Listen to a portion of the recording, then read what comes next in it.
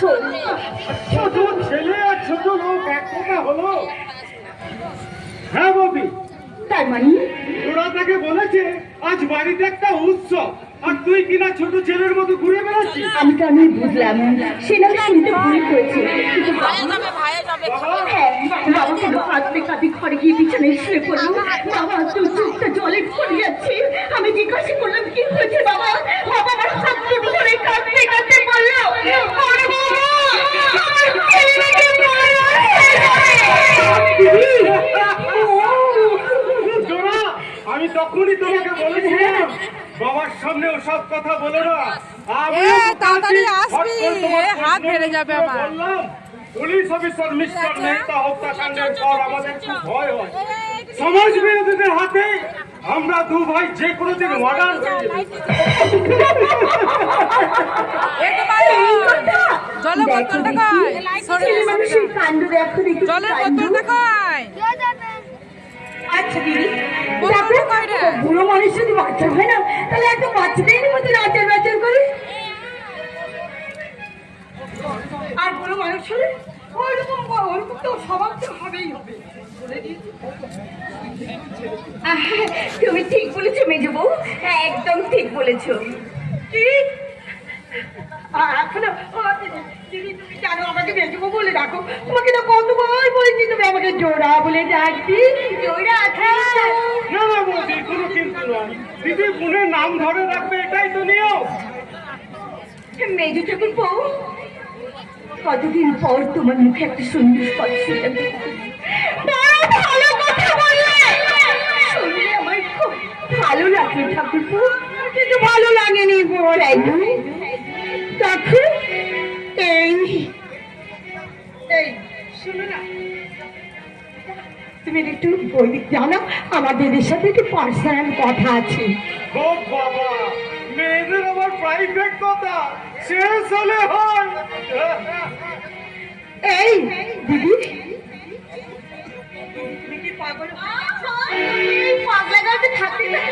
আমি সত্যি সত্যি হাত পাগল হয়ে যাবো। না না না দিদি না,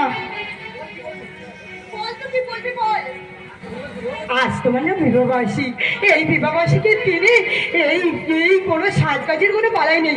একটা আট করে শাড়ি হয়েছ তাও রুল করে আসুন, তোমাকে আমি সাজিয়ে দেবো।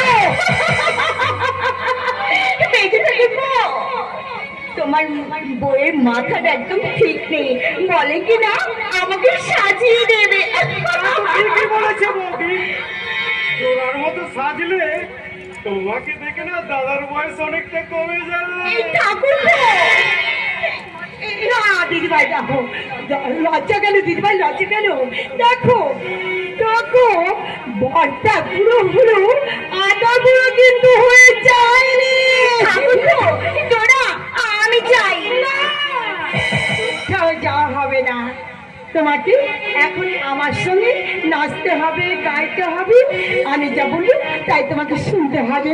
না না না না, আমার সঙ্গে তোমার যদি খুপা বাঁধি, চোখে লাগাই কাজল, যদি ঘুরু লাগাই কত ছেলে পারে,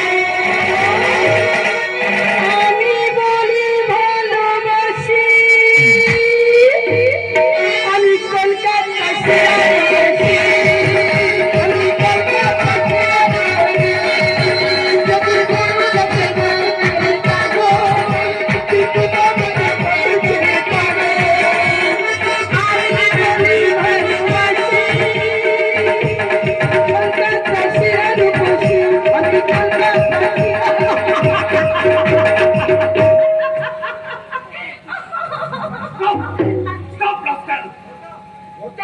ভদ্রলোকের বাড়ি থেকে তোরা হোটেল বানাতে চাস, যে হোটেলে সারা রাত মদ আর মেয়ে মানুষ নিয়ে মাতামাতি চলে। আমরা হ্যাঁ, তোরা তোরা তোরা শিক্ষার রাস্তায় মোড়া এদেশের হাজার হাজার যুবক যুবতীর দল। সমাজ সভ্যতাকে আজ তোরা কোন অন্ধকারের পথে নিয়ে যাচ্ছিস? উৎসবের নাম করে আজকে নোংরামির মহোৎসব সারা দেশ জুড়ে চলছে। এর জন্য তোরাই দায়ী। আমি কলেজ স্টুডেন্ট দিন রাত যার তন্ময় হয়ে থাকার কথা পড়াশুনো নিয়ে, সেই তুই তোর মেজ বৌদির সামনে সমান তালে উন্মত্ত হয়ে নাচ গান করলি। তোর লজ্জা করলো না? তোদের শরীরে একটা ভালো বাবার, ভালো মায়ের রক্ত মাংস অস্থি মজ্জায় মিশে আছে। একথা তোরা কেমন করে ভুলে গেলি? কেন কেন তোরা দেখতে পেলি না? এ ঘরে দেওয়ালে টাঙানো আছে ঠাকুর রামকৃষ্ণ, যৌবন সন্ন্যাসী বিবেকানন্দ এবং বিশ্ব মাতৃত্বের প্রতিমূর্তি মাদার টেরিজার ছবি। বলছি থামো, থামো তো তুমি। তোমার জ্ঞানের ধারাপাত এবার সকলে মুখস্থ হয়ে গেছে। যৌবন যদি শুধুমাত্র ত্যাগের জন্য, তাহলে এই দেশের বুকে কেন ছাপা হয় একাধিক উলঙ্গ পত্রিকা? কেন তোমাদের উলঙ্গ পোস্টার? সমাজপতি সমাজ বিরোধীদের পিছনে না লেগেই ভারতের সমাজসেবী তাদের পত্রগুলো ভালো করে পালিশ করে দাও। আর তা না করে সবাই বলবে পুরোপুরি পুরো না হলেও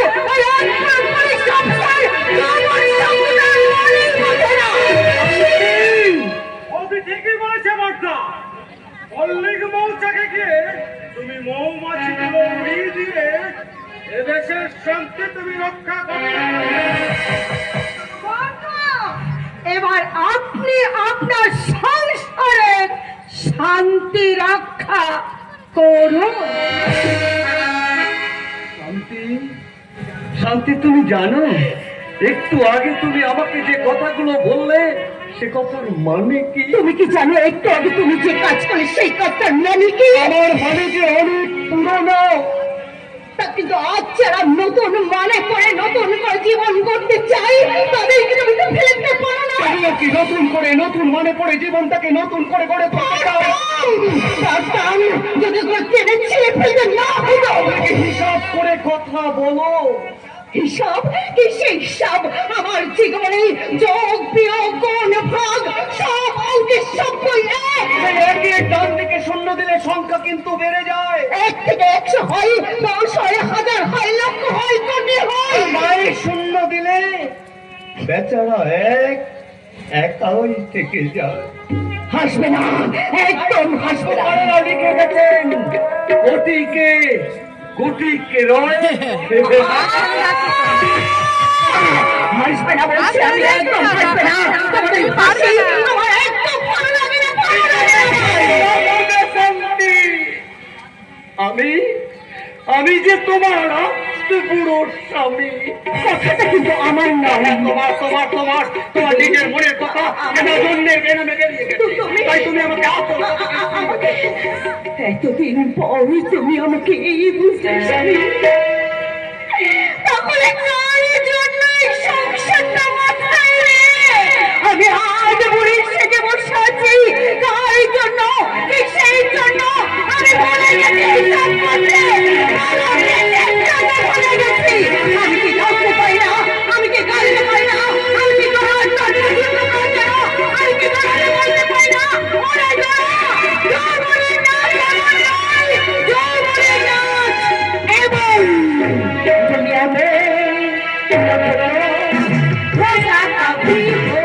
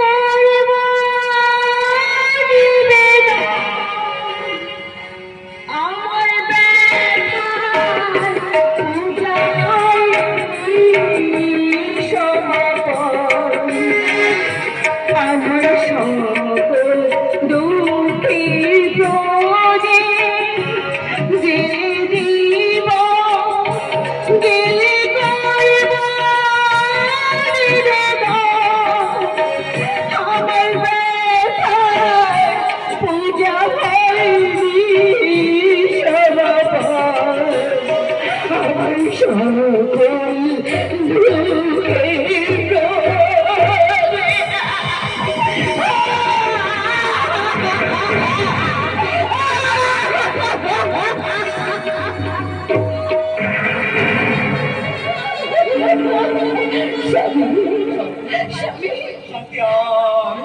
আমি ভুল বুঝে অভিমান করে তোমাকে কথাগুলো বলেছিলাম। শান্তি, শান্তি, তুমি আমাকে ক্ষমা করো। কি বললি? আমি তোমাকে ক্ষমা করে দেব? না গো না, তা হয় না স্বামী, তা হয় না। আমি তোমাকে পুজো করবো স্বামী, তুমি আমাকে সেই আশীর্বাদ করো স্বামী, আমি যেন এই সংসার ঝড় সব মাথায় তুলে নিই, আমি হাসতে হাসতে সব কিছু মিলে যেতে পারি। আমাকে তুমি এই আশীর্বাদ করো স্বামী, আমাকে তুমি এই আশীর্বাদই করো আমাকে।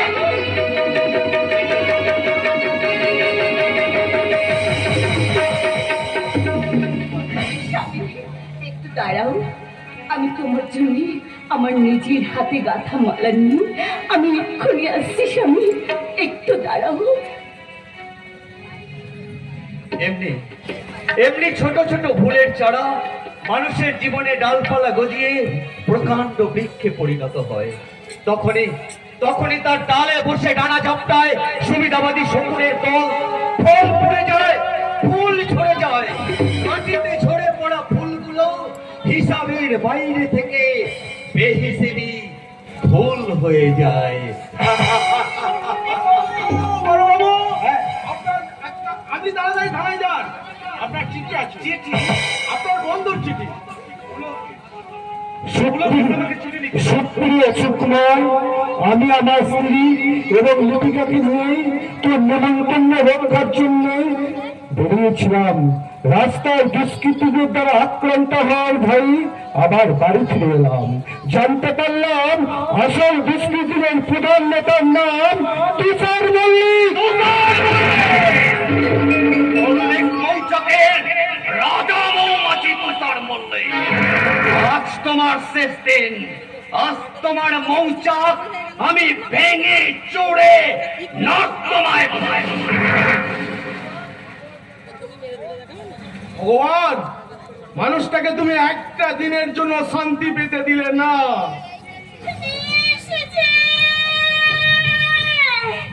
আমি নিয়ে এসেছি স্বামী আমার নিজের হাতে গাঁথা মালা, আমি তোমার জন্য নিয়ে এসেছি। দেখো না, দেখো না স্বামী, কি সুন্দর মালাটা হয়েছে, দেখো না।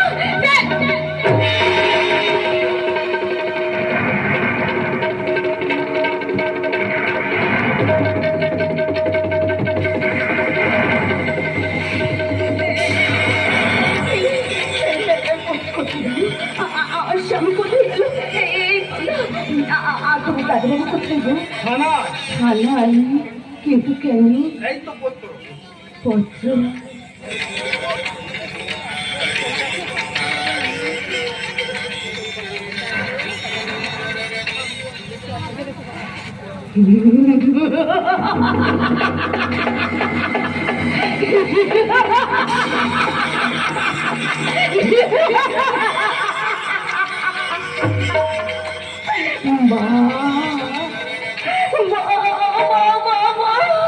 কি সুন্দর, কি সুন্দর আমাদের মিলনের মালা, কি সুন্দর আমাদের মিলন মধুর দৃশ্য, কি অদ্ভুত আমাদের প্রেম মাত্রা।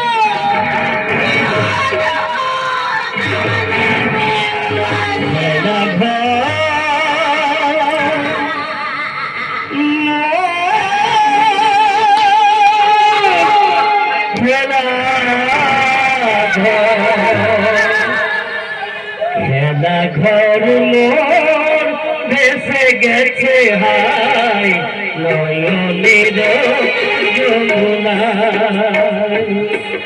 খেলা ঘর মোর ভেসে গেছে হাই নয়নের যমুনা। বাসি তবু কেন নাম ধরে ডাকে, আজ আগিনাই নয়নের যমুনাই খেলা ঘর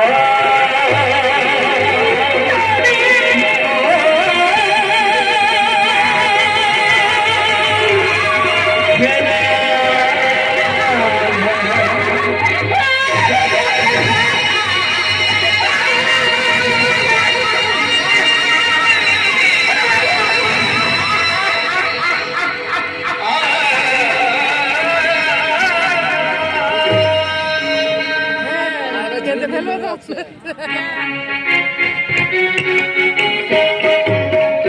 ধরো মাগো, তুমি কত এই দূরে কি আছো? হচ্ছে গা?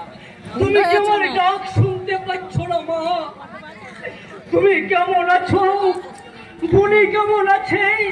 আমি আমি দাও না তো থেকে ধরো। কিছুই জানতে দু পারছি হাতে না। ধরো না তোলো আমি আমি তোমাকে টাকা পাঠিয়েছি মা, কিন্তু কিন্তু বাবা। আমার ঠিকানা আমি তোমাকে ভালো করে ধরে যাইবো তোমাকে গাল দেবে দেখবে এখন তাই তাই আমার পাঠানো হাত ফেলে টাকা গেলে দেখো তুমি পেয়েছো কি না আমি জানতে পারছি না।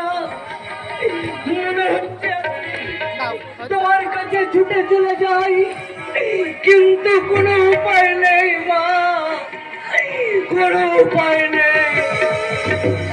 ওই তুষার মল্লিকের লোকেরা আমার উপর কড়া নজর রেখেছে, কিন্তু কিন্তু আমার চেয়ে বড় কষ্ট হচ্ছে মা। সারা গায়ে অসহ্য যন্ত্রণা।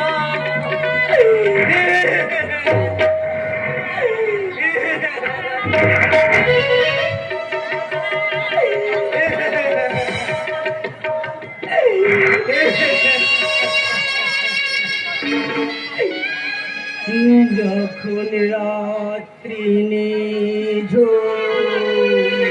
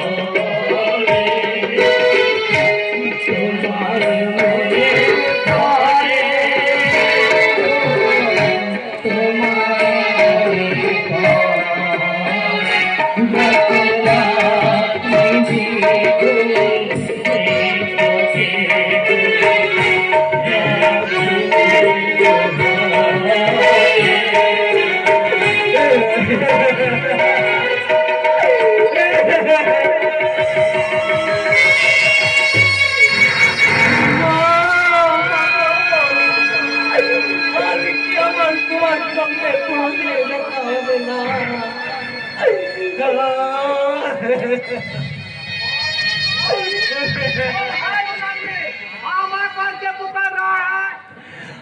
আমি আমি তাপস ভোজরা দেখো। কে বলেছে ওই নতুন ছুকরি মেয়েটার যে আমদানি করা আছে তার নাম মিঠু আছে? তবে তার নাম কি? জি, আরে নেই নেই জি নেই, ও ভালো ঘরকার লড়কি, ওর ভালোবাসার লোক ওর সঙ্গে ভালোবাসার অভিনয় করে ওই মল্লিক বউকে দেখেছে। মেয়েটা কাঁদছে। যা বলা, মেয়েটা রাঁধছে। কি রাঁধছে তো রাত্রিবেলা? ভোজরা দেখো, আমি কিন্তু জানি তুমি কালা নও, কালা সেজে থাকো। কে বললে আমি কালা আর নই? তুমি বাঙালি। কে বললে আমি কালা নই? কালা সেজে না থাকি? এটা হবে না একটু আগে এটা আমি খুব আসছি, ইয়ে ডাটা এখানে তুলতে হবে তুমি যদি কালাই হবে তাহলে তুমি কেমন করে আমার কান্না শুনতে পেলে?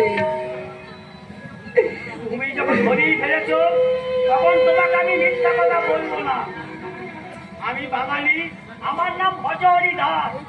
আমি কালা সেজে চাকরি করতে এসেছি, কিন্তু এই কথা তো কাউকে বলবি না। কথা দে, কথা দে, কথা দে। দেখি তোর ভাইয়া তো বল। হ্যাঁ হ্যাঁ দেখো, ওরা দেখা জলে আমার গা পুড়ে যাচ্ছে, সারা শরীরে অসহ্য যন্ত্রণা, ব্যথায় ব্যথায় আমি মাথা তুলতে পারছি না। হঠাৎ করে হলো কি করে? আজ বিকেলে পকেট মারি করতে গিয়ে ওই পাবলিকের হাতে আমি ধরা পড়ে গিয়েছিলাম। ওরা মেরে আমার পিঠটা ফাটিয়ে দিয়েছে, সারা পিঠে দগদগে ঘা। আহ, কি যন্ত্রণা মাগো। দেখি, এবারে বল তো দেখি। দেখি, লাল লাল। কত কোনদিন মরে যাবি মনে হচ্ছে। দেখো, মরে আমি আজে যেতাম, কিন্তু কিন্তু কোন রকমে পালিয়ে এসেছি। কিন্তু কিন্তু আমি মরে গেলে আমার মা বোন না খেতে পেয়ে মরে যাবে। তুই বলবি তা নাই। তোকে আর পকেট মারের কাজ করতে হবে না। আমি আমি যদি পকেট মারের কাজ না করি তাহলে লিডার আমাকে গুলি করে মেরে ফেলবে বলেছে। আমি ওদের বুঝিয়ে বলবো, ওরা যদি না শুনে তোকে এখানে পালিয়ে যাওয়ার ব্যবস্থা করে দেবো। জেঠু, তুমি তুমি আমাকে এখান থেকে পালিয়ে যাওয়ার সুযোগ করে দেবে। আহ, কি আনন্দ হচ্ছে, বলো না জেঠু, বলো না।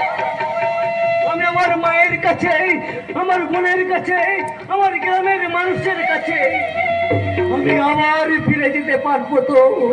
যাবি যাবি, এসব পরের কথা। আগে তো চিকিৎসা করতে হবে, নিচে ওষুধ লাগাতে হবে, আর গরম জলে সেচ করতে হবে। খুব কষ্ট হচ্ছে জেঠু। আর বাবা, কষ্ট তো হবেই। এক্ষুনি একবার ডাক্তারখানা যেতে হবে, কিন্তু এত রাত্রে ডাক্তারি তো পাওয়া যাবে না। হাসপাতালে গেলে পুলিশে ধরবে। কি হবে জেঠু? আমি ওই মোড়ের মাথায় ওষুধের দোকান থেকে ওষুধ নিয়ে আসছি, তুই ঘরে চলে যা, আমি তোর জন্য ওষুধ নিয়ে আসছি। তুমি সত্যি আমার জেঠু। কিন্তু খুব সাবধান, কাউকে যেন বলবি না, কাউকে যেন বলবি না। আহ, মনে হচ্ছে এতদিনে ভগবান আমার কান্না শুনতে পেয়েছে, তাই তাই ওই ভুজুয়া জেঠুকে আমার কাছে পাঠিয়েছে। শয়তান তুষার বললে, দিনরাত তুমি মানুষের সর্বনাশ করছো, ভগবান তোমার ভালো করবে না। কি যেন আছে, আমি আমি ওই পাশের ঘরে পালিয়ে যাই, আমি পালিয়ে যাই। শালা শুয়োরের বাচ্চা সুখবর আছে।